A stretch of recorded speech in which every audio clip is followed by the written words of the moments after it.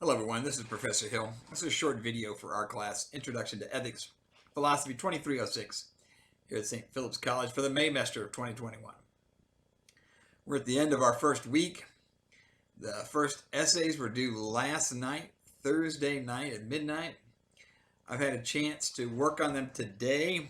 This is Friday, the 21st of May.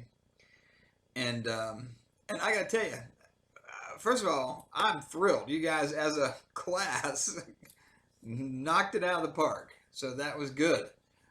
And as you go through, and as you did, because of the requirement to read through and comment on at least two, you saw that there were a lot of really well-written essays. They were very good. People really wrestled with this. There's a couple of points I want to make about that particular case study and about the philosophy. So I'm going to bracket that for just a second because there's a couple of logistical things. Don't forget that the next assignment is due Sunday night. But everybody, well, almost everybody's got it figured out that what we do is we read the chapter, we then incorporate and bring that information into the essay question, the case study, and then write that essay and then drop that in. And again, this is just a logistical thing, but if you've written your essay, it would be great if you would literally copy and paste that into the discussion. Some people have done that and then also submitted like a PDF file or a Word document file, and that's okay. But it would be also preferable if you would copy and paste from that document into the discussion. It just makes it easier for other students to read and comment. A lot of students are, as you can see, it's designed to be read as an ongoing conversation. And so it's helpful if people don't have to stop, get out, open up a file, and then read it, and then go back to comment on it. So it just makes it a little smoother. So again, it's not a bad thing. It's just, if you want to do both, but make sure you're also copying and pasting your essay into the discussion. That'll help facilitate people. It'll make it easy for them to read it and comment on it. Okay. That, I can tell you, the only drawback, the only issue we had, well, there's a couple issues, but the big issue was, you need to make sure that you've read the chapter, and then you got to bring some of that in. And what you see were lots of students that did that well. Essays where they laid out the situation with Jenny Lake and her parents and what was going on and being pregnant, the cancer. But then they also brought in, and sometimes it was as simple as just bringing the idea over, like someone talking about normative ethics, or it was a quote. Somebody literally quoted a section of it. That's the way to do it, okay? Don't simply respond to the prompt off the top of your head, write an opinion and then hit submit. That's not enough. You got to slow down, take your time, work into your essay some concept, and again, that's up to you. If there's something that strikes you, something that you think is relevant, bring that into your essay. So I don't want to have to, dictate which key terms or concepts from the chapter you have to bring in. I want you to be thinking about the case study and how that resonates, how you could take some of the tools from the chapter and bring them into your essay. And again, let me be clear, lots of students did that really well. Most of the students did that part very well. So if you haven't done that, do it in the future. On the first essay, I try to be kind of, lenient because we're just getting started. It's the first time through. But now that you've seen how it works, read, write the essay, comment on at least two. We've got that down now, so that's good. And if you didn't do that, if you just posted your essay but didn't comment, I put a 0 in there. So you got a 0, but again, that's just a placeholder because you haven't finished the assignment yet.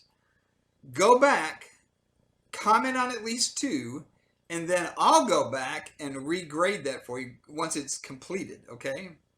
So just so everybody knows, I do accept late work. I mark down for it a little bit, but you got to make sure that they're complete so that I can grade them, and that means essay plus comments. So that being the case, I want to talk for just a second or two. Well, I want to talk for a minute or two about this particular case because, as you found out, it is an extraordinarily difficult case. A couple of students mentioned that it's a good thing that this is rare, and I'm sorry to say it is not rare. It's not common, but it happens more than you might think. Not exactly as in this situation where she found out she had cancer and then became pregnant. A lot of times it's the other way around. People are pregnant, then they find out they have the cancer. But still faced and left with that extraordinarily difficult choice. It's common enough to where I've been teaching this case study now for 5 years, and man, I gotta tell you, I've had students in class say, oh, this happened to a friend of mine. I had a woman who told me she was in her 40s, and she said, when I was young, my best friend and I went to high school together. We got married at the same time. We became pregnant at the same time as, best friends. And then she faced that decision, and I begged her to end the pregnancy and to continue her treatment, her life-saving treatment. Because again, given the circumstances, it's really interesting the choice she makes. Because I think that it's somehow not accurate, not enough maybe to say, oh, she's making a choice between having an abortion or committing suicide. Because both of those words have lots of meaning that's attached to them. They mean something. But in this situation where you're being forced to choose to continue life-saving treatment or not, it's just way more complex than trying to attach simple definitions to her choice. Listen, I mentioned the woman, by the way, her friend did stop her treatment, gave birth to a healthy baby, and now the woman who was telling me this, my student, she's like, she is the godmother of this daughter. And she says, I love her. I'm her godmother. But every time I look at her, I also am sad about my friend. And again, because this was a terrible situation. It's not going to end well no matter what. It's just going to have a bad outcome. The question is, which bad outcome? So it's a difficult ethical dilemma. I get that.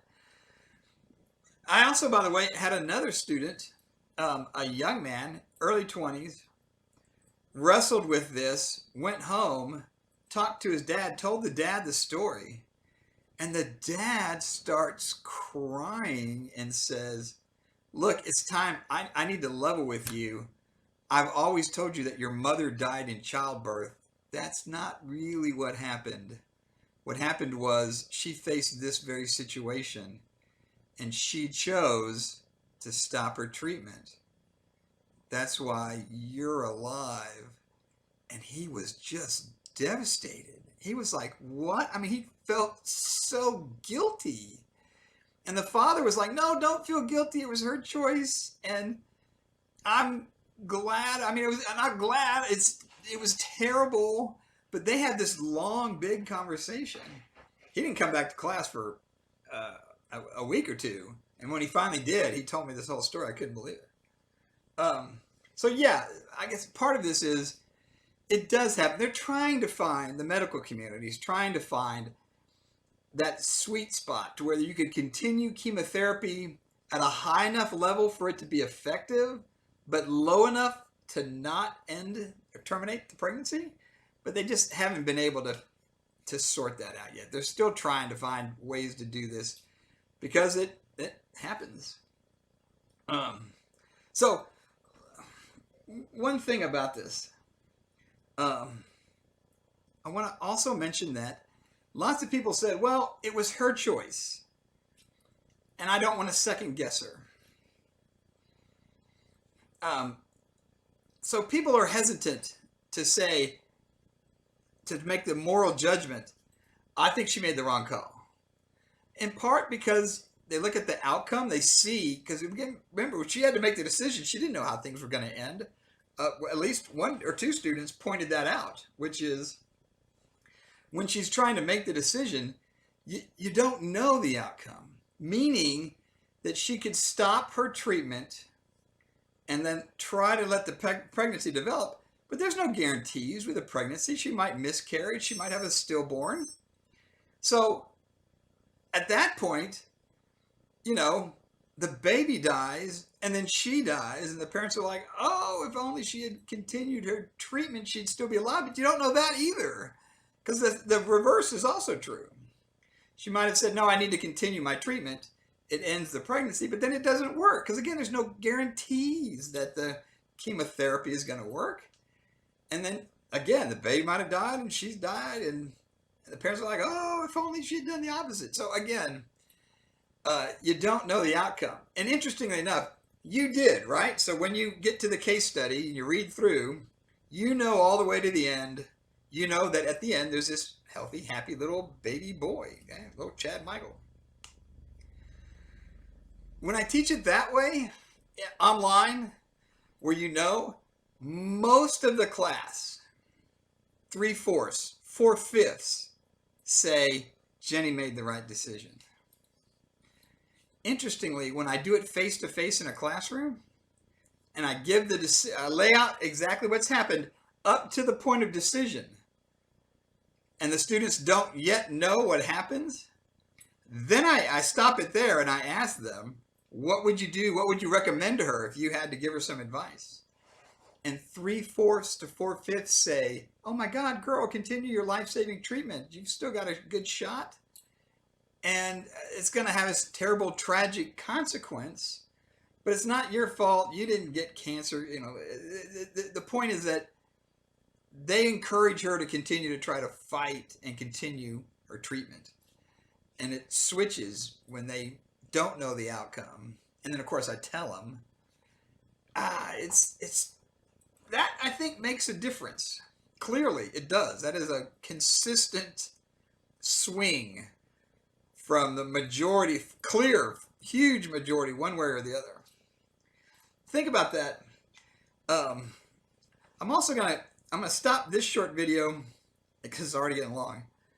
But I've got lots more to say about this particular case study, as again, now we're shifting on to the next chapter in our next case study. We'll switch gears there shortly. All right.